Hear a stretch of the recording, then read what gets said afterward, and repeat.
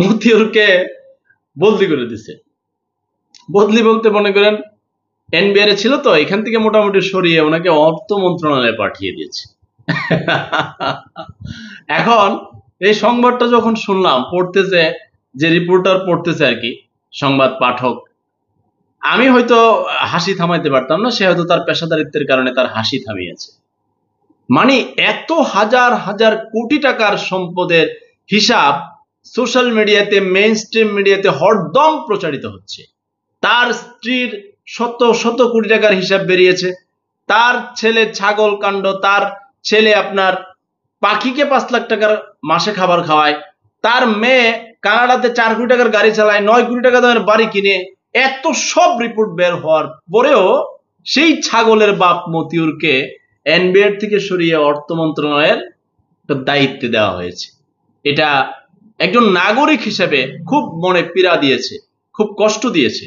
তার মানে কি দাঁড়াচ্ছে? অসৎ, দুর্নীতিবাজ, এই ধরনের যে বড় বড় পদে যারা বসে আছে, তারা মনে হয় একটা নিশ্চিত হয়ে নানান কারণে কুংডামি করে, নানান জায়গায় হয়তো আলগাপাতির ভাগ দেয়। না হলে এত সব অপরাধ মোটামুটি প্রমাণিত, তার এখানে পার্ক, ওইখানে সম্পত্তি সব বেরিয়ে আসছে, তারপরেও সে এনবিআর থেকে তাকে সরিয়ে অর্থ মন্ত্রণালয়ের একটা দায়িত্বে কিভাবে পাঠানো হয় আমি জানি না। খারাপ লেগেছে। তো একটা ছবি প্রথমে দেখছেন, আবারও আপনাকে দেখাচ্ছি। এখানে সাবেক জেনারেল সেনাপ্রধান মইনু আহমেদ, তার একটা বদলিজনিত কারণ, মানে বদলি করে দিয়েছে তারে এনবিআর এর সাবেক চেয়ারম্যান বদিউর রহমান। তিনি দেশ টিভির অনুষ্ঠানে বক্তব্যটা বলেছেন।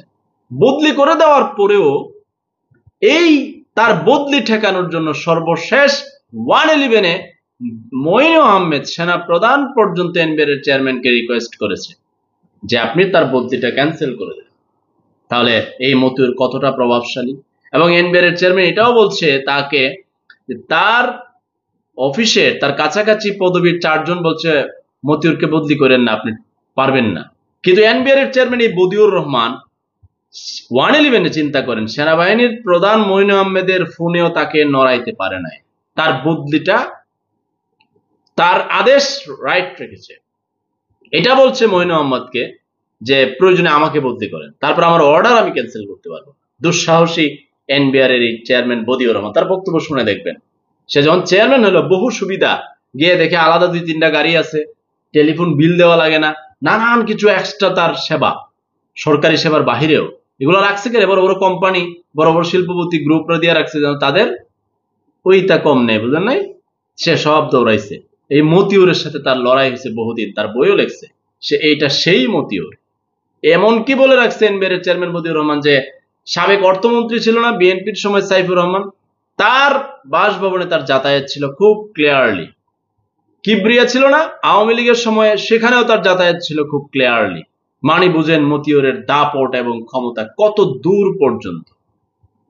তো সেই মতিউর, এই মতিউর যে এনবিআর এর একজন কর্মকর্তা হয়ে 1000 কোটি টাকার মালিক, তার স্ত্রী, প্রথম স্ত্রী আবার নরসিংদীর রায়পুর উপজেলার চেয়ারম্যান, আমি যদি ভুল করে না থাকি। তার এখানে শত কোটি সম্পত্তির হিসাব বেরিয়েছে। তার দ্বিতীয় স্ত্রীর সারাত ইফাত, সে তার তো অস্বীকার করলো, তার মেয়েটি, মানে এত সব খেলা।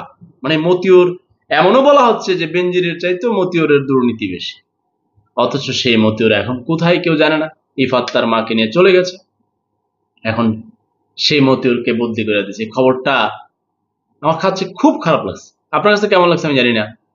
তার মানে কি দাঁড়ালো? এত সব করার পরেও যদি তাদের, মানে এমনকি এটাও বলা হয়েছে দুদকের রিপোর্টে, আমি সোশ্যাল মিডিয়াতে দেখলাম মানুষ কমেন্ট করতেছে যে তার বিরুদ্ধে নাকি দুদকে অনেকবার রিপোর্ট করা হয়েছে, কিন্তু বরাবরই তার বিরুদ্ধে কোনো কিছু খুঁজে পাওয়া যায় নাই।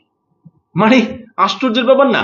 আর এনবিআর এর চেয়ারম্যান বদিউর রহমান দেশ টিভির অনুষ্ঠানে, বিভিন্ন টিভি চ্যানেলে বলছে যে এই মতিউর কতটা ক্ষমতার অপব্যবহার করেছে, কতটা দুর্নীতিবাজ, কতটা লম্পট।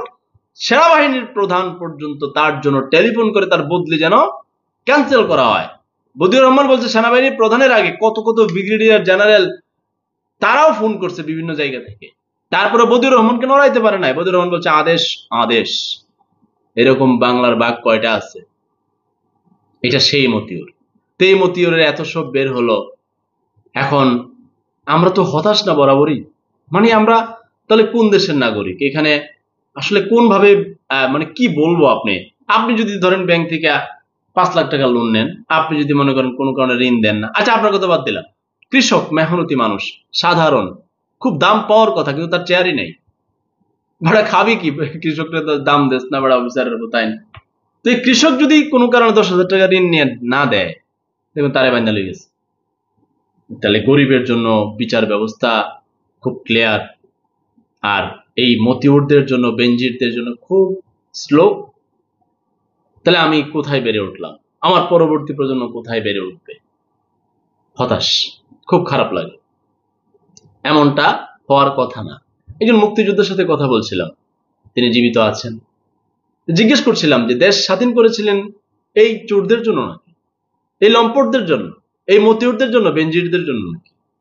এখন দেশের অনেক সংকট দেখে আমরা, ডলার সংকট, এটা ওটা। বাংলাদেশ তো গরিব না, এদেশকে গরিব করে রাখছে শিক্ষিত চোরেরা, শিক্ষিত কলম চোরেরা গরিব করে রাখছে। ক্লিয়ার বলছে এই দেশের একজন নাগরিক হিসেবে। মুক্তিযুদ্ধে হতাশ, কোথায় লড়াই করলাম, এত সংগ্রাম, এত ত্যাগ, জীবন বাজি রাখলাম, হয়তো আল্লাহ পাক রেখেছেন আমাদের অনেক সহযোদ্ধা চলে গেছে পৃথিবী থেকে। কিসের জন্য এই লড়াই ছিল? কার জন্য দেশ স্বাধীন করে আনলাম? কিসের স্বাধীনতা পাইলাম?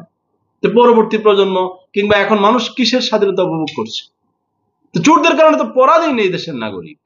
ক্লিয়ার?